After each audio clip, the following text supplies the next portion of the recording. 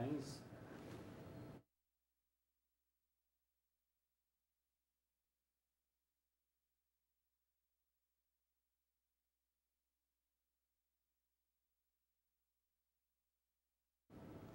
La direction de papier Whitebird présente une offre finale au syndicat des travailleurs. Une jeune femme de Québec portée disparue depuis 48 heures et un skieur canadien perd la vie en Suisse.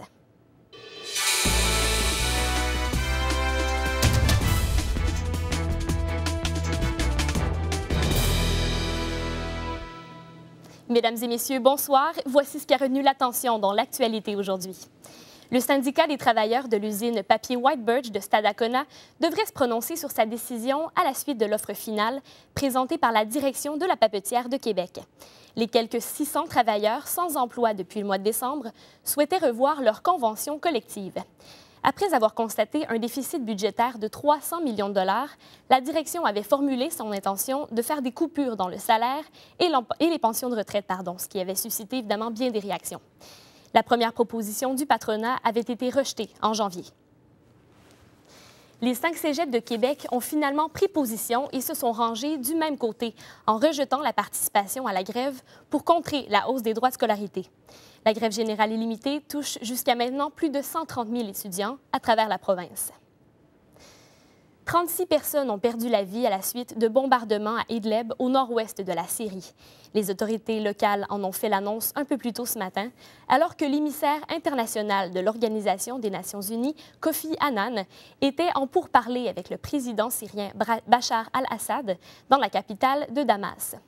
Près d'un an après le début du soulèvement populaire contre le régime politique, Kofi Annan souhaitait parler d'un éventuel cessez-le-feu et de l'accès à l'aide humanitaire, ce qui a attisé la colère de plusieurs.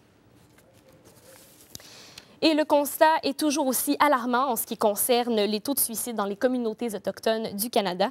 Ève, les statistiques sont très élevées et une multitude de facteurs sont en cause. Oui, Josiane, le taux de suicide chez les communautés autochtones du Canada sont, tout groupe d'âge confondu, plus de 3 fois supérieurs à la moyenne canadienne. Comme vous l'avez mentionné, plusieurs facteurs entrent en jeu, notamment la loi sur les Indiens, qu'ils jugent réductrice et qui les empêche de s'autogouverner, mais aussi l'éloignement des réserves sur lesquelles ils vivent, ce qui contribue justement au manque de perspectives d'avenir. Comme vous allez pouvoir le constater dans le reportage qui suit, les pensées suicidaires chez les jeunes autochtones commencent très tôt. Il y a des tentatives déjà à l'âge de 8 ans. Donc, le problème commence très tôt. Le taux de suicide chez les jeunes autochtones est de 5 à 8 fois supérieur à la moyenne canadienne. Les gens arrivent à 15 ans, ils ont déjà une carrière suicidaire de 10 ans parfois. Les 4 derniers siècles de colonialisme et d'assimilation sont la cause de conflits culturels. Même si génétiquement, les Autochtones ont été toujours des batailleurs pour survivre, ils se sont battus entre eux aussi beaucoup. Donc, la valorisation du guerrier, le guerrier n'avait pas peur de mourir. Alors, eux non plus n'ont quand même pas cette culture-là d'avoir peur de mourir, là. Ils vivent donc au jour le jour. Ils ne se demandent pas qu'est-ce qu'ils vont faire quand ils vont être adultes. Ils se demandent qu'est-ce qu'ils vont faire d'ici à la fin de la semaine, à la fin du mois, comment ils vont survivre à courte échéance. Les communautés autochtones n'ont pas tous les leviers nécessaires pour assurer eux-mêmes leur développement économique, ce qui engendre plusieurs problèmes sociaux. L'avenir est assez sombre en termes des emplois, le marché du travail. Les jeunes sont mal préparés. Ils n'ont pas été intégrés non plus souvent suffisamment avec la société québécoise. C'est le problème d'estime de soi chez les jeunes autochtones qui est une des principales causes du suicide. Quand on n'est pas fier de qui on est, c'est très difficile d'avoir une motivation à vivre, d'être positif. Ils vivent très intensément leur relation amoureuse parce qu'il n'y a rien d'autre dans lequel ils investissent. L'effondrement de leur continuité personnelle amène une détresse identitaire. Il faut intervenir de façon urgente parce que le problème dépasse les limites du raisonnable, du bon sens. Déjà, si on change un peu notre mentalité collectivement face aux Autochtones, je pense que c'est ça le point de départ là, pour éliminer ce fléau-là de suicide chez les jeunes. Ève Lévesque, pour les Jeux franco-canadiens de la communication, UQAM.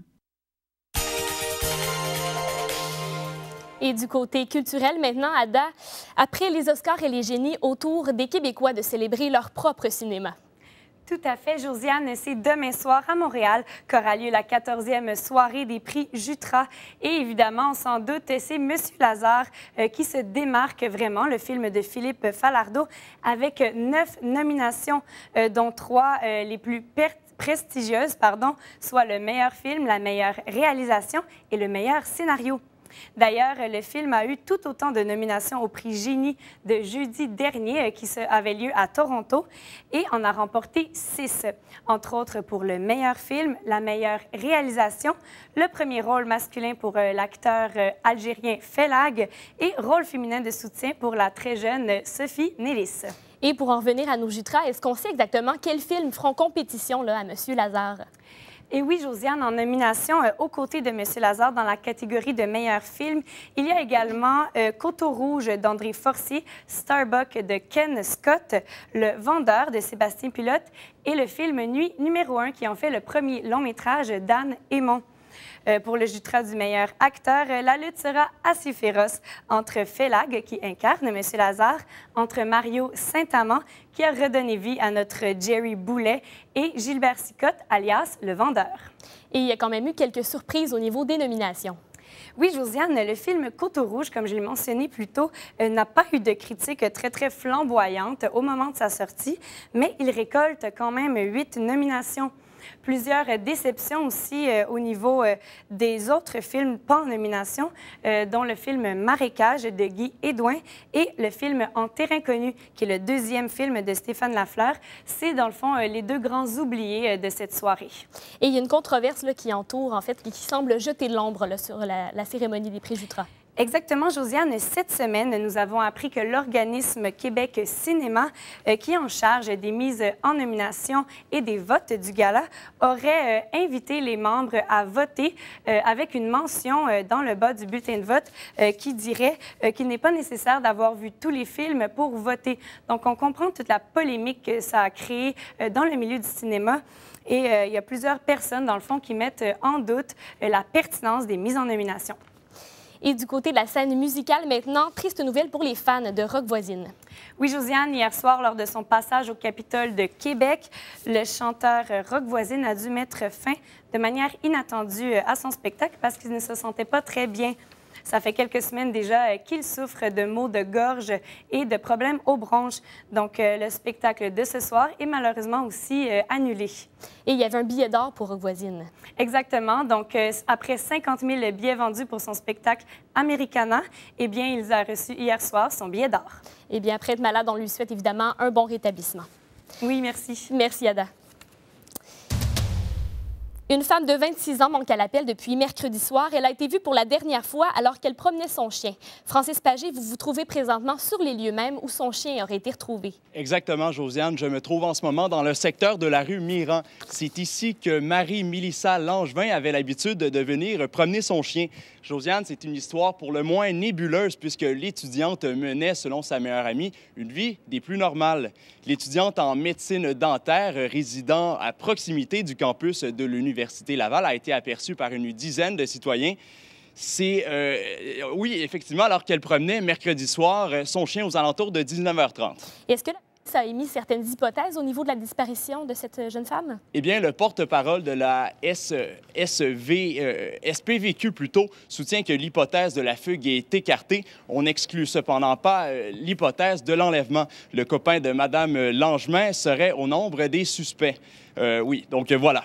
Et quels moyens seront entrepris pour tenter de retrouver cette jeune femme? Eh bien, Josiane, une battue sera organisée demain. La dernière fois qu'on a aperçu l'originaire de Manche épée, elle portait un survêtement de couleur bleu royal, une tuque noire et bleue et des collants de course noire. On invite d'ailleurs tous les citoyens qui auraient de l'information pertinente à l'avancement de la recherche à bien vouloir communiquer avec les services de police de la ville de Québec. Et très rapidement, Francis, un skieur canadien a perdu la vie ce matin lors d'une compétition qui avait lieu en Suisse. Oui, effectivement, c'est une bien triste nouvelle alors que le skieur canadien Nick Zoricic a été victime d'une chute qui lui aura été fatale. Et ce, lors du dernier saut de la descente. Le skieur de 29 ans est entré de façon violente dans le muret de sécurité.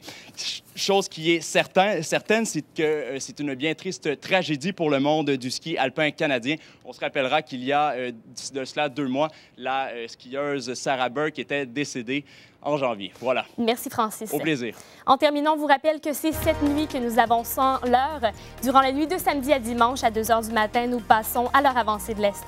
N'oubliez pas d'ajuster vos appareils.